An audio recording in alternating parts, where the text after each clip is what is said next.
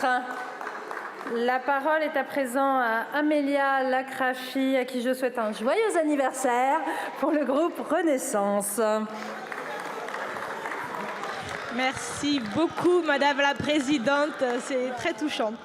Monsieur le ministre, je suis très heureuse de m'adresser à vous en ce 20 mars où partout dans le monde, sur les 5 continents, on célèbre la Journée internationale de la francophonie.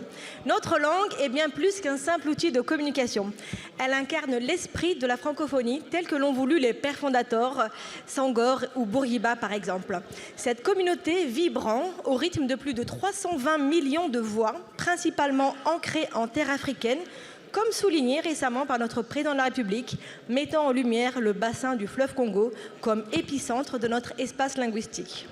Cette journée met en avant notre diversité et notre capacité à tisser des liens solides entre les peuples. Avec la France, en tant qu'hôte du 19e sommet de la francophonie en octobre, ce qui n'est pas arrivé depuis 33 ans, nous nous trouvons devant une occasion unique de réaffirmer la valeur et la vivacité de notre francophonie. Ce sommet représente une opportunité précieuse pour éclairer nos concitoyens sur ce que la langue française nous offre véritablement. Un dialogue entre les cultures, loin de l'image poussiéreuse ou désuète que certains peuvent encore lui prêter. Je constate hélas que la francophonie ne suscite pas l'intérêt qu'elle mérite. Je souhaiterais, en tant que présidente de la section française de l'Assemblée parlementaire de la francophonie, l'APF, que les élus eux-mêmes se saisissent davantage de ce sujet.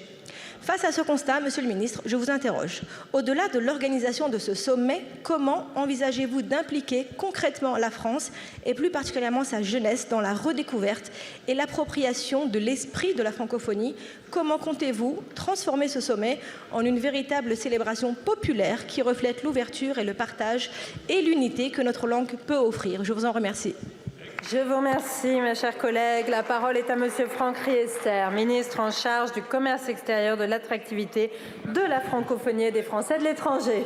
Merci Madame la Présidente, Mesdames et Messieurs les députés, Madame la députée Lacrafi, je me permets aussi de vous souhaiter un très joyeux anniversaire ainsi qu'à Véronique Louwagie. Merci pour votre question en cette journée internationale de la francophonie.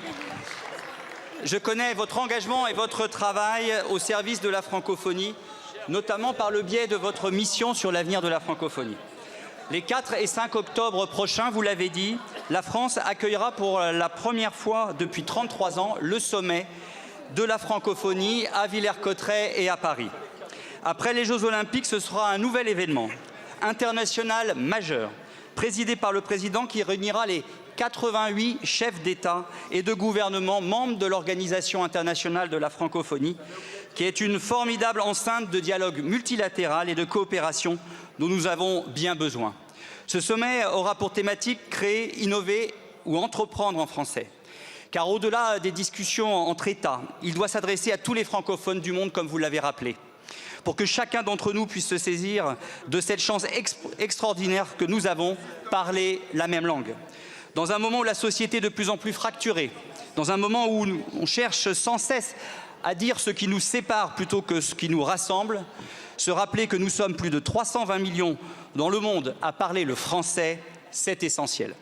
Ce chiffre est sans cesse en progression, grâce à la démographie bien sûr, mais aussi à toutes celles et à tous ceux qui, partout dans le monde, se mobilisent pour l'enseignement du français. Je veux remercier ici l'AEFE et ses 580 établissements et 400 000 élèves. Je veux remercier les instituts français ou encore les alliances françaises et bien sûr tous les enseignants dans ces différentes institutions. Pour accompagner ce sommet et rassembler tous les francophones, pour en faire une grande fête de la francophonie, nous lançons ce jour, en cette journée internationale, le Festival de la francophonie Refaire le monde. Ça sera l'occasion, partout dans le monde et en France, d'associer tous à cette belle fête de la francophonie. Merci beaucoup, Monsieur le ministre. Allez-y, Madame Lacrafi. Je voudrais profiter de cette journée internationale pour saluer et remercier très chaleureusement tous les acteurs des ICC sur les musiques urbaines, notamment Aya Nakamura, qui fait rayonner la langue française bien au-delà de l'espace francophone. Merci beaucoup, mes chers collègues. La parole est à Madame Mathilde.